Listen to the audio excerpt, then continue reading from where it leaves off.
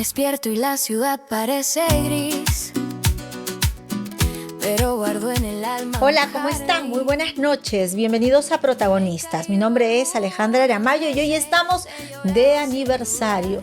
Cumplimos nuestro primer mes en el podcast y estoy muy agradecida porque ustedes nos están viendo y están siguiendo nuestras redes sociales en Instagram y en TikTok, y tenemos también un fanpage en el cual estamos colgando información. Así que muchas gracias, porque con ustedes y para ustedes crecemos. Entonces esta es una edición de aniversario. Yo tengo dos invitados. El primero de ellos es Fernando Tuesta Soldevilla, a quien de inmediato le doy la más cordial bienvenida. Hola Fernando, ¿cómo estás? Bien, gracias Alejandra, gracias por la invitación y felicitaciones por el mes. Muchas El gracias. primero.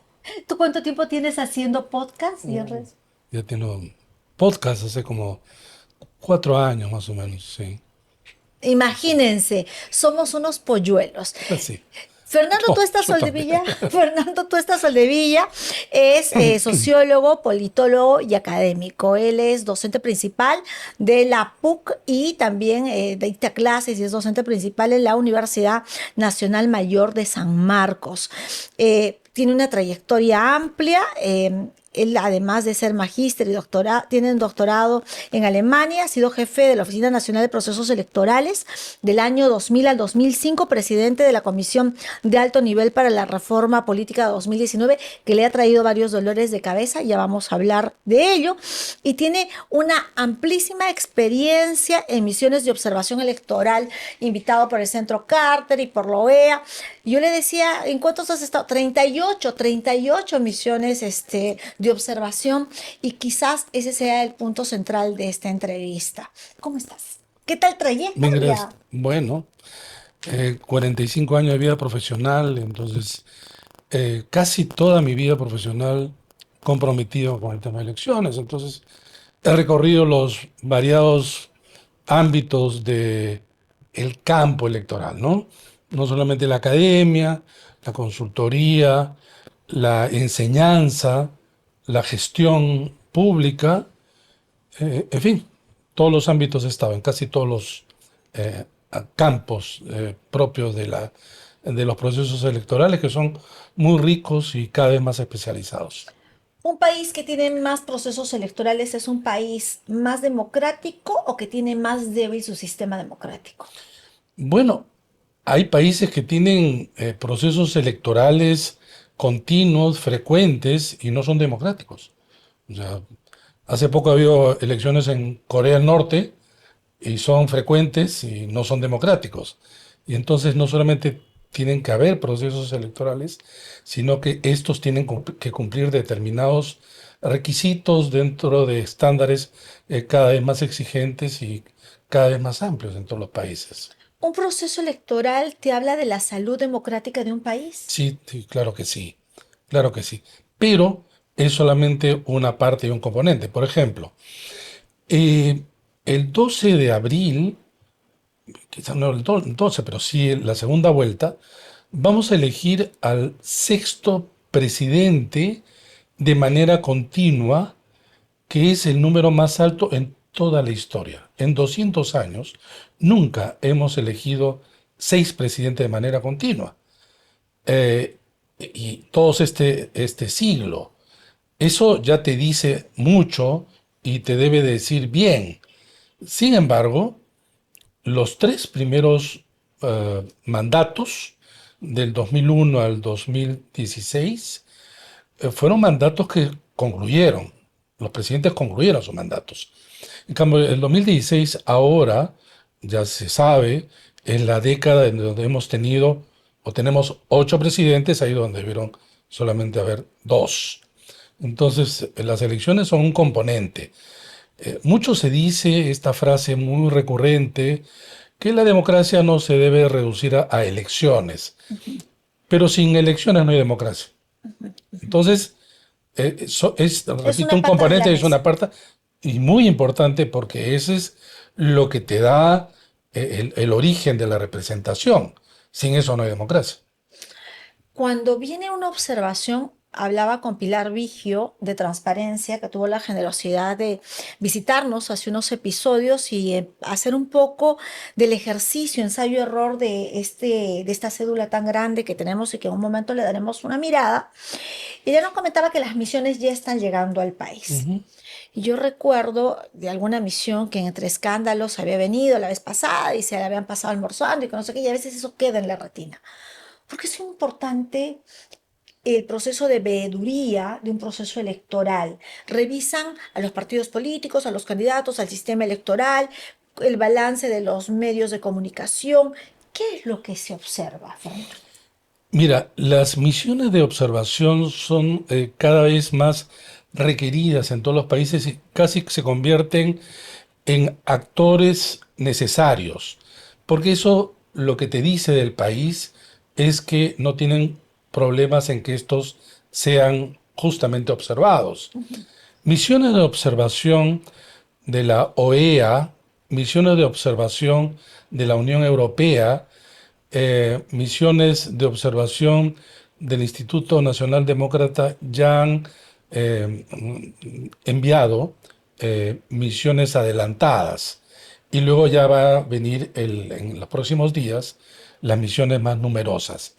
¿Qué hacen? En primer lugar, están compuestas por expertos, ¿no? Expertos de diversos países, no de un país, diversos países.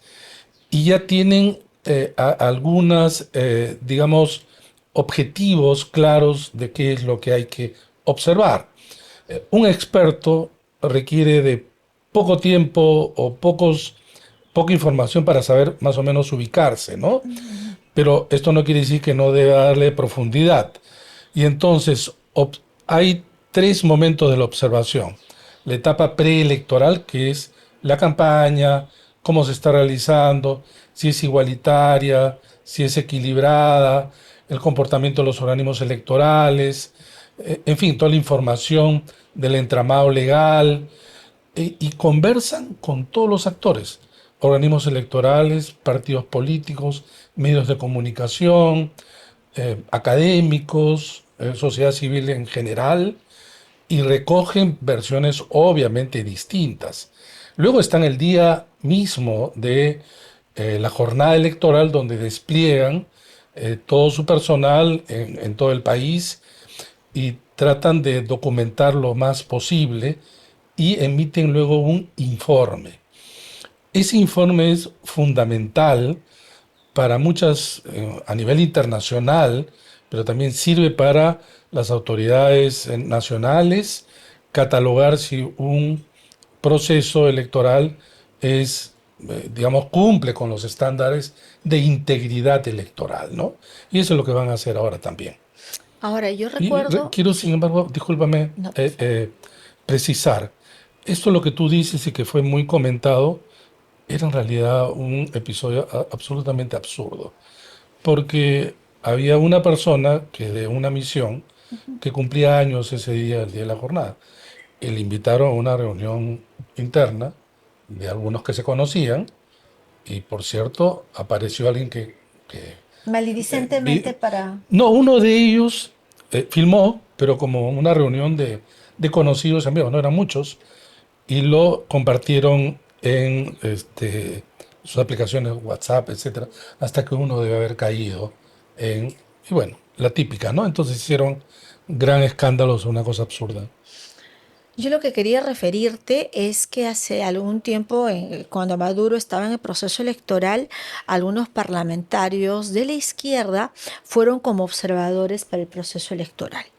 Parlamentarios que además no tenían formación en temas electorales, ni políticos, ni del mismo sistema, más allá de su experiencia de haber sido electos congresistas. Y ellos iban para dar fe de que el proceso no había sido viciado.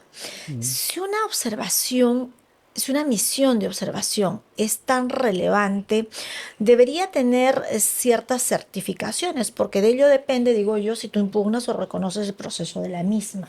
¿Qué pasó en este caso, Fernando? Bueno, no sé a qué caso te refieres específicamente, pero yo he estado en tres misiones Venezuela. en Venezuela. He estado antes de Chávez, con Chávez y con Maduro. La última de Madrid. No, no, la última no estuve. No, no estuve. Porque lo que ocurre es lo siguiente. Los países son los que invitan. Ya con Chávez, esto rompe esta cierta tradición e invita a grupos políticos, que es lo que tú justamente señalas. Que lo que hacían, obviamente, además que les pagaban todo, lo que hacían era avalar las cosas que se hacía en ese proceso electoral. Yo fui en esa oportunidad por el Centro Carter y he estado en otras oportunidades con otras misiones. Obviamente, en Venezuela no han habido elecciones no solamente transparentes, sino equitativas. Bueno, la última ya es ampliamente conocida. Allí estuvo también el Centro Carter, que emitió un informe, obviamente negativo, señalando de que esto no correspondía pues a un proceso electoral que se le pueda considerar legítimo, ¿no?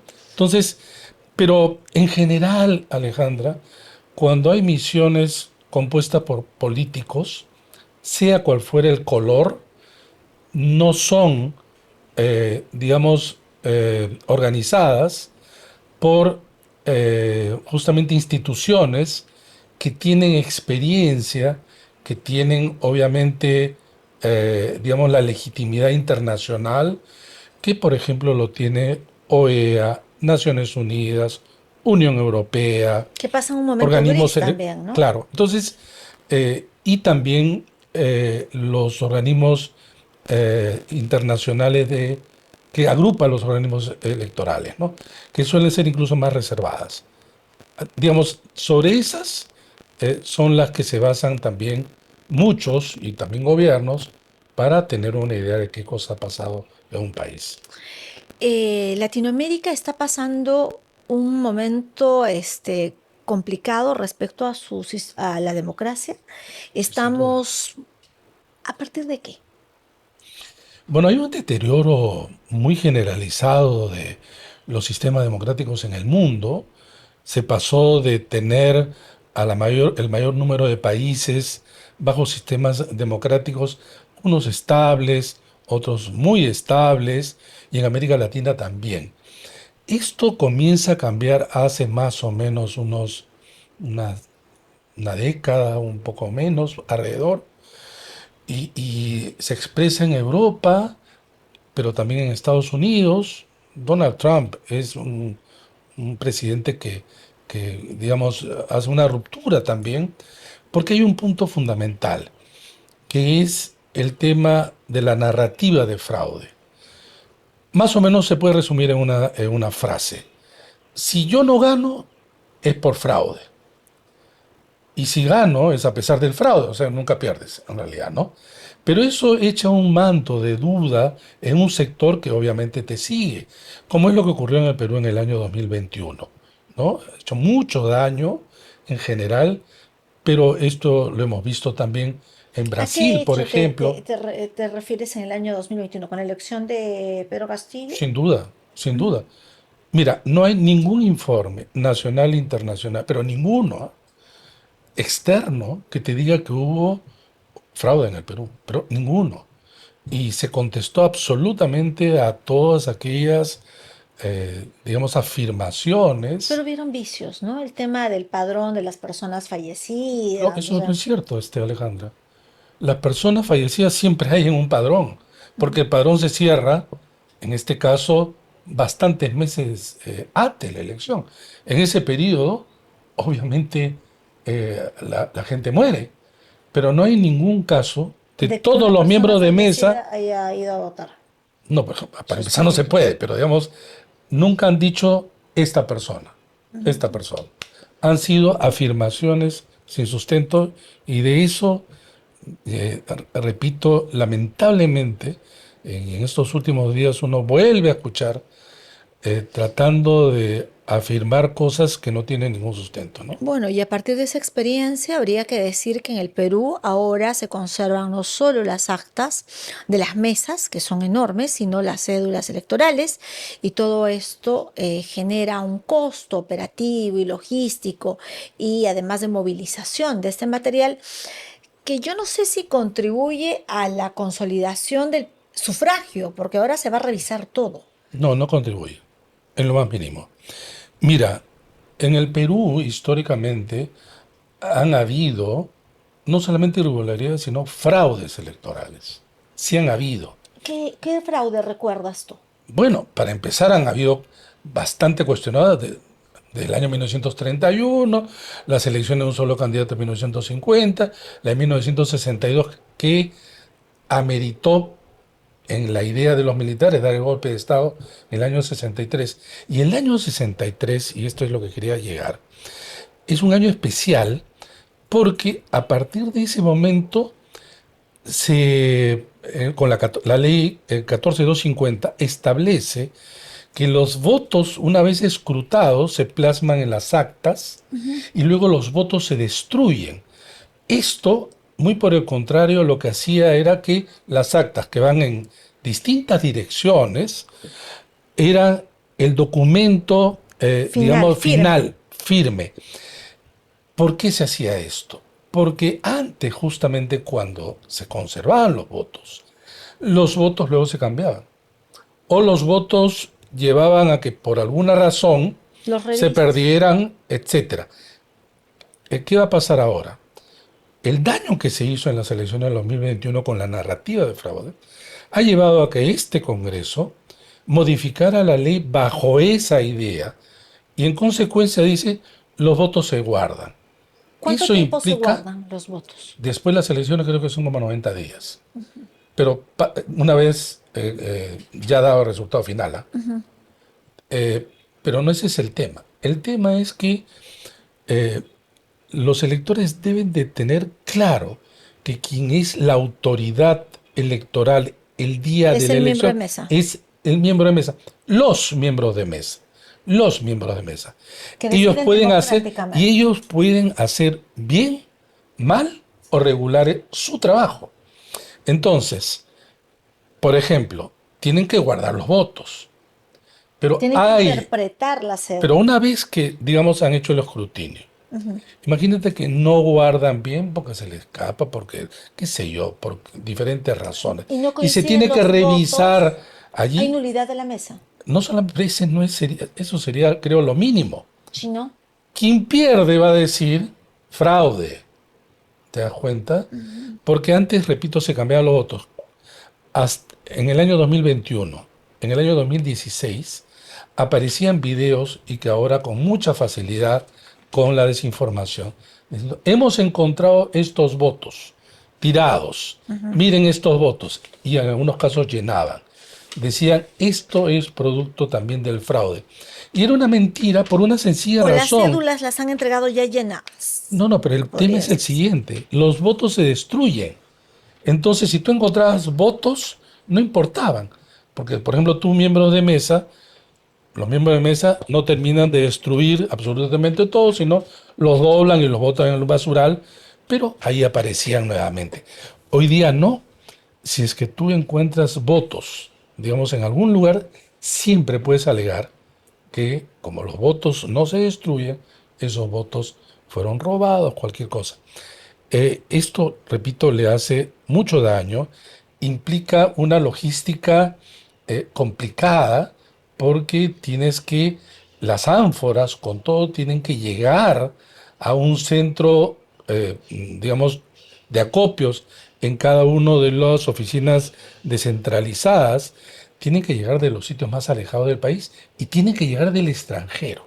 Esto ha complicado mucho. La reforma política le ha hecho daño al sistema electoral y al sistema político. Tú fuiste miembro de esta comisión de alto nivel y nosotros hemos conversado antes. Has tenido la generosidad de invitarme a la presentación de tu libro, además.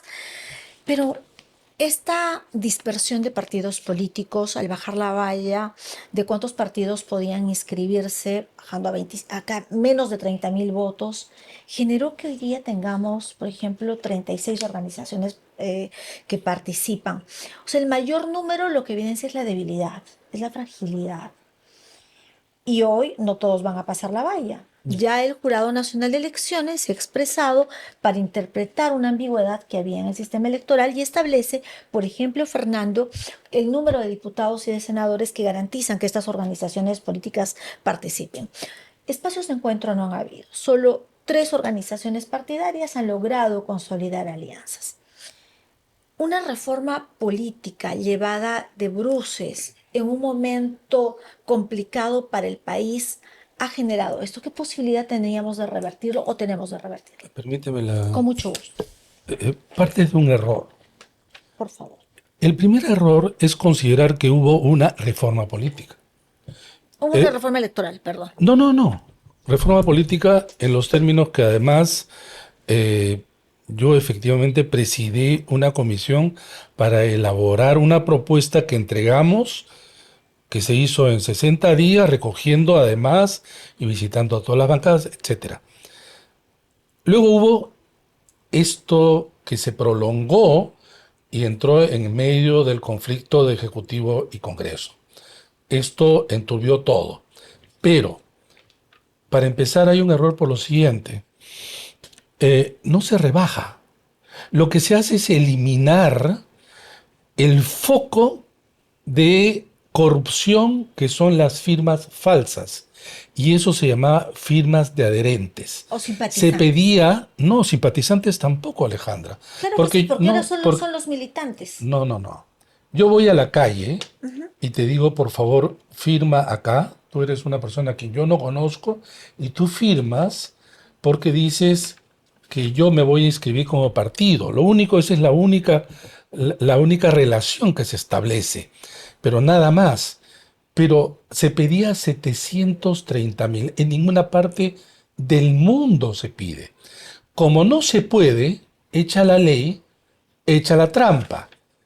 Cuando yo fui jefe de OMPE, en diciembre del año 2000, pedí que por favor vieran si es que mi firma estaba en algún planillón. Estaba en 4. Yo nunca he firmado por ninguno. 4. Y seguramente tú aparecías también. ¿Sabes cuántas firmas habían en planillones? Más que todo el padrón. Esto era un engañamuchachos que lo único que hacía Porque era una producir... firma no podía estar en otro padrón. No solamente por Inhabilitado. eso, sino porque los partidos en el Perú son entidades extremadamente débiles. Incluso los partidos más organizados, comparativamente en el resto de países, son frágiles y débiles. Y caudillistas. Además, entonces, nadie podía conseguir esto. Como no podían conseguir, conseguían en la fábrica de firmas. Eso se eliminó. ¿Cuántos militantes se pedía con la ley anterior? 3.250. ¿Cuánto se pide ahora? Militantes, 25.000. ¿En dónde está la rebaja? Confunden lista de adherentes con militantes. Esto se ha extendido tanto que se ha tomado como una verdad. Esta cédula es la materialización de lo que ha hecho el Congreso. ¿En qué sentido? En primer lugar, si el Congreso hubiera invertido tiempo en eliminar la elección directa al Parlamento andino como había antes, y que sabemos que las decisiones del Parlamento andino no son vinculantes, por lo tanto, esta columna pudo haber desaparecido. No lo hicieron. Bueno, no hay lo hicieron. intereses de los Pero lo que políticos fuera. que reforman Pero votos. esta es responsabilidad del Parlamento. Luego, el Congreso... ¿Quién propuso bajar el tope de firmas para...? Espérate un ratito, te quiero terminar con lo de la cédula. Ok. ¿Quién incorpora 2 vías para ingreso al Parlamento? Este Congreso. Debió haber una. Sola. ¿Qué hubiera pasado? 3. Hubiéramos tenido 3. ¿Quién reincorpora lo que la reforma política había eliminado como propuesta? El voto preferencial. Ahora hay 7. ¿Quién elimina las PASO? Este Congreso. Por favor. De las 36 se hubieran quedado Cuando en quieras 12. me dejas preguntar. Sí. Con eso esto hubiera sido así. Y hubiera sido con 3 columnas. Esta es la materialización de lo que ha hecho el Congreso. Pero además, una cosa, ¿quién debate, aprueba las leyes, es exclusivamente el Congreso, salvo que me digan que hay otra entidad o persona en capacidad de aprobar las leyes. ¿Me permites Yo, preguntar? yo, por ejemplo. Yo quiero preguntarte, me parece respetable tu punto de vista y también quiero partir de una verdad.